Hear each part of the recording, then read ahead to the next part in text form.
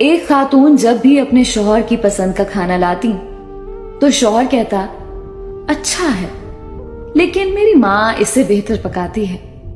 बीवी शौहर को मुस्कुरा कर देखती और चली जाती। और जब भी बीवी अच्छा परफ्यूम लगाती वो उसे कहता है, कमाल है, मेरी माँ की खुशबू की तरह है। वो मुस्कुरा कर रह जाती। और इस तरह उस खातून ने सारी जिंदगी ऐसे ही अल्फाज सुन सुन कर गुजारी। माँ करती है, माँ कहती है, माँ का परफ्यूम, माँ का खाना पकाना, वगैरह वगैरह। बीवी मुस्कुरा कर रह जाती। शादी के 27 साल बाद उनकी वालिदा का इंतकाल हो गया। वालिदा की तदफीन के बाद शौहर अकेला बैठा था। उसकी बीवी उसकी आजमाइश में उसे तसल्ली देने लगी।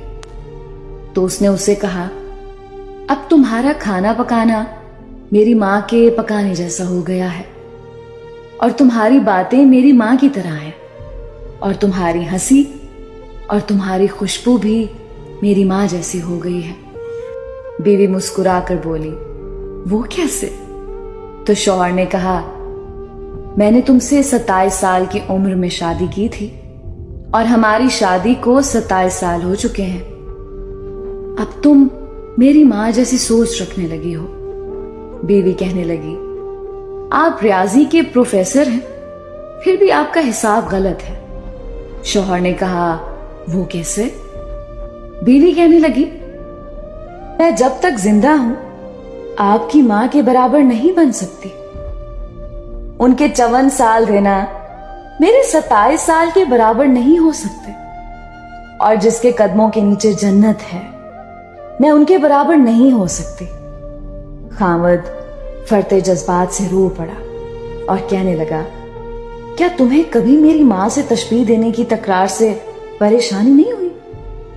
मैं हर काम में माँ को याद करता, उनकी तारीफ करता था, जैसा कि दूसरी खवातीन करती हैं। उसने कहा, नहीं, कभी नहीं, बल्कि मामला इसके बरक्स है। खामद ने कहा, वो कौन सी बातें हैं जो तुम तमन्ना करती रही और मैं तुमसे पूछ ना सका? बीवी ने कहा, जब भी आप अपनी माँ की बात करते और मेरा मुवाजना उनसे करते थे, मैं कहती, ए अल्लाह, मेरे बेटे के दिल में मेरी मोहब्बत वैसी ही डाल दे जिस तरह तूने उसकी दादी की मोहब्बत उसके बाप के दिल में डाली है। क्योंकि आपने अपनी वालदा से मोहब्बत तमाम हदों से बढ़कर की है, और मैं भी यही चाहती हूं कि मेरा बेटा भी मुझसे वैसी ही मोहब्बत करे जैसी आप अपनी वालिदा से करते हैं। और मेरे सरताज, मुझे आप पर फख्र होता था, क्योंकि आपका बेटा आप पर ही जाएगा। ए अल्लाह, हमें वालिदैन की रजा हासिल हो। आमीन।